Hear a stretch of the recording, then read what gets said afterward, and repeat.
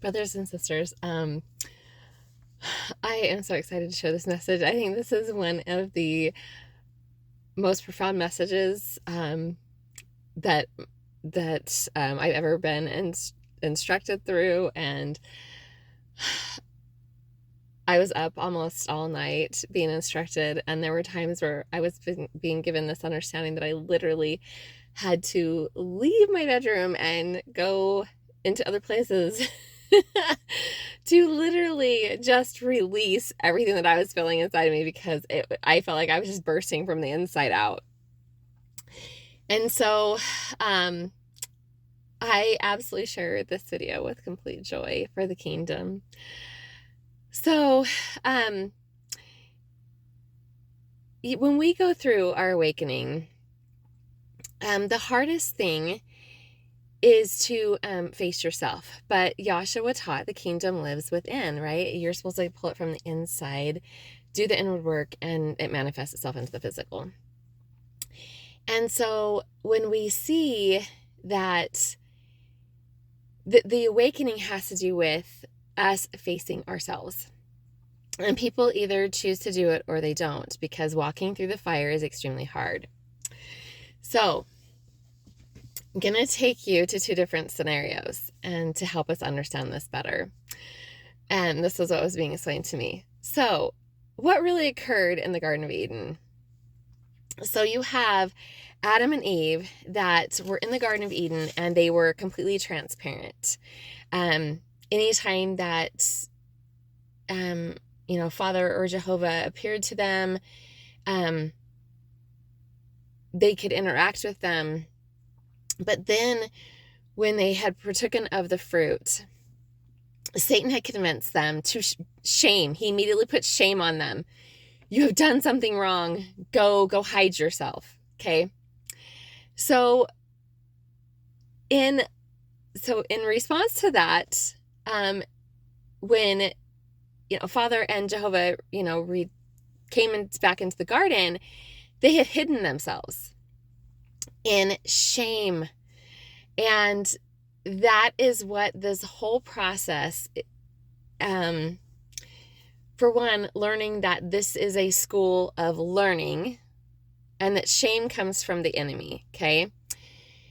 The whole purpose of them being kicked out of, or removed from the Garden of Eden, was to learn a powerful lesson. What was that powerful lesson? Okay, so when Father had asked them, what has thy done? What did thy do? Eve said, the serpent beguiled me and I did eat. And then Adam said, the woman thou gavest me gave me the fruit and I did eat. Okay, what is the powerful lesson right there? The powerful lesson is that neither of them took accountability. Neither of them were accountable for themselves of what they did, of just saying, I did this, and not blaming another person. Okay, so they were removed from the garden. This is the whole purpose of an earth experience, is to then again learn to be accountable for our choices. We're supposed to partake of the tree of good and evil. But again, that is a choice. No one is ever forced to do that. And so when we partake, we so want others to partake, but we can never force them to do so. So in that moment, they're removed from the Garden of Eden to learn to be accountable for their actions. Okay, so then let's fast forward to the cross. And there are two men that are crucified with Yahshua. One is telling him, save yourself, like just save yourself, and the other one is expressing to him that he is responsible. So let me go back. Okay, so the first guy is saying, save himself, and the second one is explaining, no, I am responsible for what I did. I'm guilty for what I did. He's admitting I'm a sinner who has sinned. He went inward in that moment and could admit, I'm guilty for what I have done. And that is when Yahshua turns to him and says, you will be in paradise with me. What is the powerful lesson? Okay. In that moment, one of the last things that Joshua does before he left the earth was that he literally redeemed that man. He told him he would see him in paradise with him. Why? Because that man had taken accountability for his actions. He had went inward and said, I'm actually guilty of this. How many of us would not do that? We want to live in the shame. We want to live in, well, this person did this or that person did that. Okay, that is not us taking accountability for our actions. The whole purpose of us being here and the school of learning is to learn to fully take accountability for our actions.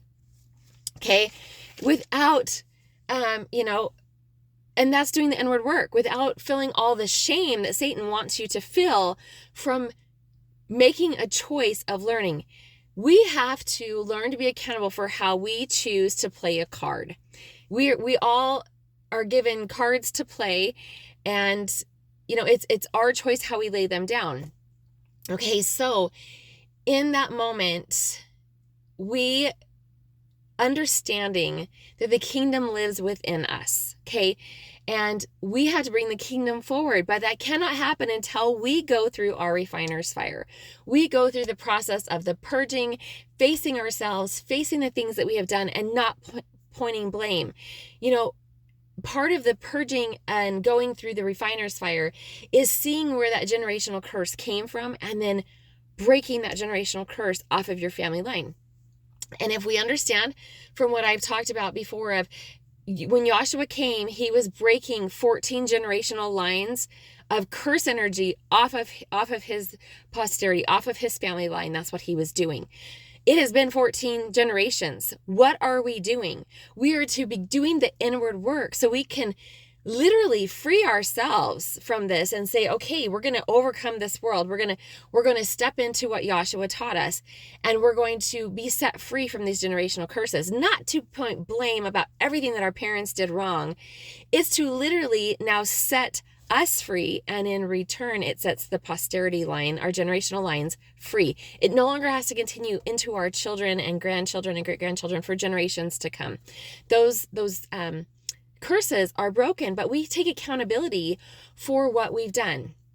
So in this, how this all came about was, I have cried out as I've seen through the healing process, through the refiner's fire, wondering like, Father, Mother, how can you love me? Like, how can you love me when I was blind? I couldn't even see what I was doing or the hurt that I was bringing into somebody else's life.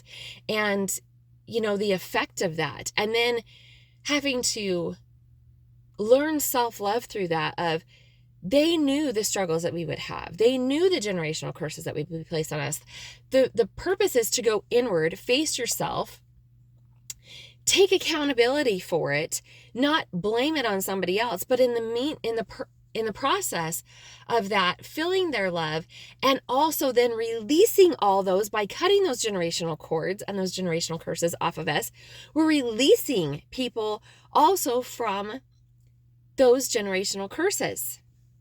So I was taken then to John 20:22 through 23. And this is when Joshua's returned and he's saying, my peace I give unto you. Okay, so then in John 22 it says, and when he had said this, he breathed on them and saith unto them, receive the Holy Spirit. He breathed the breath of life upon them. Okay. Whosoever sin ye remit, they are remitted unto them. And whosoever sin ye retain, and don't let the redemption process or the redemption process happen within you. So let me read that again. Okay. So whosoever sin ye remit, they are remitted unto them. And whosoever sin ye retain, they are retained. So if you don't forgive that, we cannot look at this process and say, okay, I don't forgive you. Okay, so what was the biggest thing that he did on the cross, in this moment? What was he doing? So he was breathing new life into those who are willing to do the work. Okay. And when he told the man, you will be in paradise with me. Okay. That is his next role of King of Kings. What does King of Kings is? He's our Redeemer and King. Okay. He fulfilled the Lord role of Lord and Savior. He brought the salvation. Now, as the King, he is bringing the redemption. The final thing that he did for that man was to show him, you'll be redeemed and you'll be in paradise with me. So are we seeing the beauty of the redemption process and how it not only saves us, but it releases those generational curses for that no longer can be passed on to your posterity? So the inward work is so important. And the biggest thing that we were sent here to learn is to be accountable for our own actions and to not blame other people in this process. It is so easy when we see all the curse energy that was put on us to just become angry and bitter and put blame and do what Adam and Eve did in the garden. Oh, well, the serpent beguiled me, so I ate. Or, the woman that thou gavest me, she gave me the fruit and I did eat. Not one of them took accountability for the fact I made the choice to partake of this fruit. We are all here by choice. And learning that this is a school of learning. Every single person here is flawed.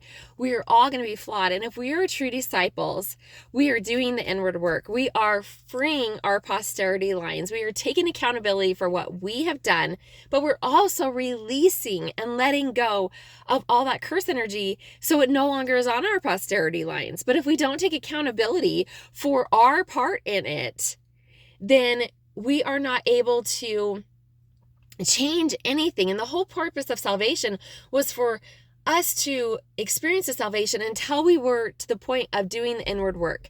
And once we become aware of it, then it's our responsibility now change it.